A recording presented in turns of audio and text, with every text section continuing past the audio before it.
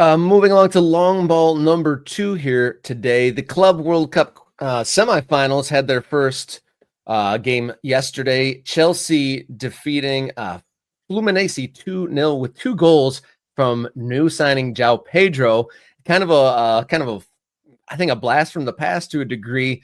A player getting signed mid-tournament and getting thrust straight into it, and then on top of that, scoring, and then on top of that, against his former team. Quite a series of events. I joked at the top of the show, it's kind of like the player from Mighty Ducks 2, who due to redistricting in the local hockey scene, the Mighty Ducks got a ringer. No, you mixed up your Mighty Ducks movies. You're the worst with Mighty Ducks movies, Rob. You're terrible. You have no knowledge whatsoever. We tried to prime you for this, and you botched it. You fumbled the bag on the show. Okay. They all blend together. I'm not going to say things that people in our chat don't already know, because lots of these people will know Mighty Ducks. Maybe some people don't. Right? These are movies from the 90s after all. But in the original Mighty Ducks, you have Adam Banks, who lives in District 5, should be playing for the Ducks, but plays for the Hawks. That's not what he does get added to the Ducks later on. I guess you could argue for that.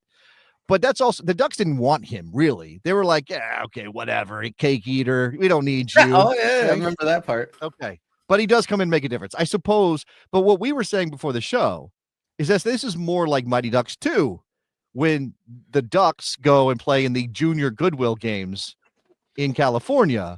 And in that movie, they meet Russ, who plays roller hockey in LA. And they go out there and they're in order to regain their spirit as a team. Remember, you always have to have these beats in these movies. In order to regain their spirit as a team, they go play roller hockey, and they meet Russ, and he's got the knuckle puck that just flummoxes goalkeepers, and you get the point of view from behind the puck as it flies through the air. It's incredible movie making stuff. And then they add him to their roster in the middle of this tournament, and you're like, wait, what? How is that even legal?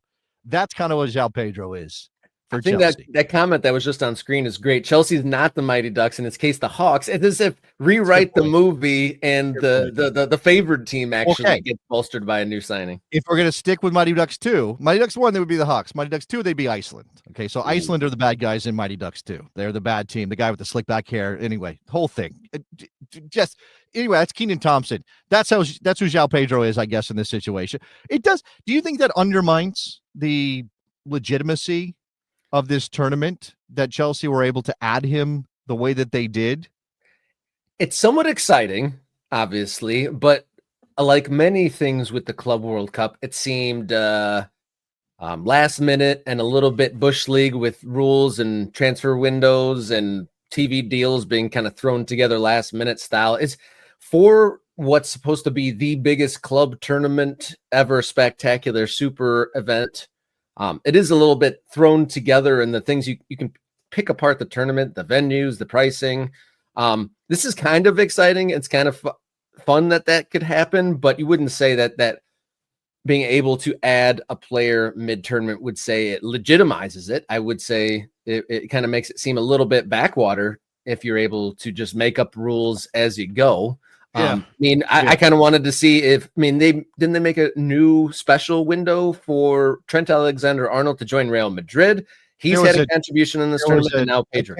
There was a 10-day window, the beginning of the tournament, or right before the tournament, beginning of June, I think is when that happened, so anybody who wanted to make a move to bring players in so that they could play for the Club World Cup. But I don't know.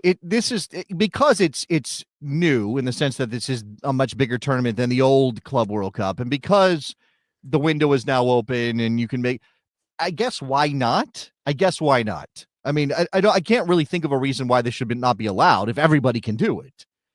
It's just that because they're Chelsea and because they can spend that kind of money on a proven Premier League player, it feels a little off. Fluminense is not dropping 30, 40, 50 million on anybody to bring them in last minute to help them win this game. They don't have it. But again, maybe that's also part of it too. It's the disparity of resources and then the challenge that is on the field. And Fluminense was okay in that game. They had their chances. They didn't take them. Obviously the moments that that Joao Pedro took over and scored goals. Those are great moments. It is, it's obvious why Chelsea would want a player like that. Of course, you do get the subplot, as you mentioned, that Fluminense is Joao Pedro's original club, so he wasn't celebrating the way that you would normally celebrate in this kind of situation. And now Chelsea's through to a final.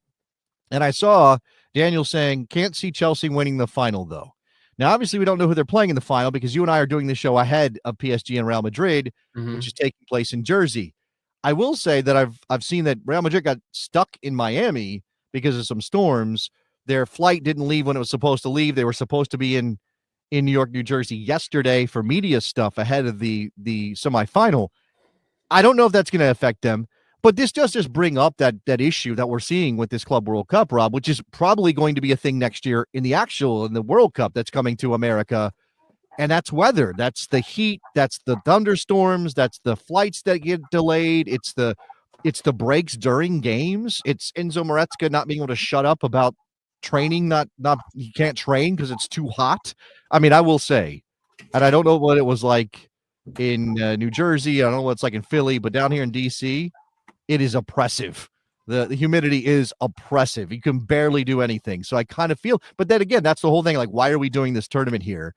And then you throw in the fact that Gianni Infantino and FIFA announced yesterday that they have an office that they're opening in New York. Guess where that office is going to be? What building do you think that office would be in, Rob?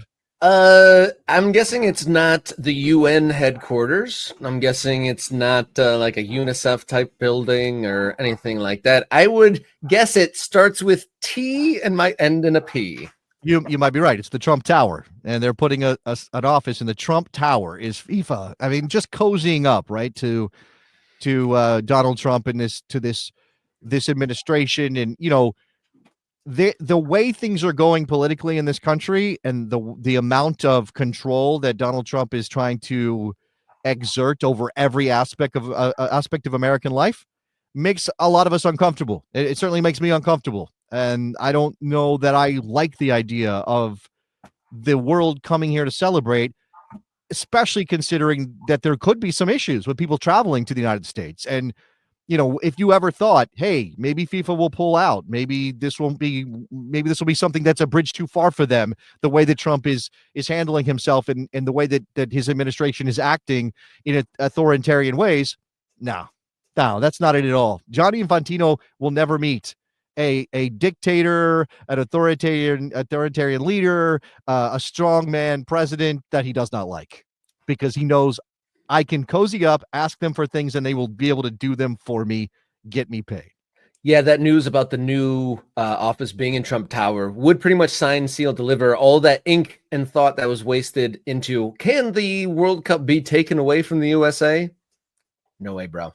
No way. Nope. It's happening. Nope. Now, I will say a last thing on this. So Angus is saying FIFA cozying this to a dictatorship is not new. Absolutely. We know that. That is history. Chris, nothing is a bridge too far for the almighty dollar when it comes to FIFA. Absolutely true.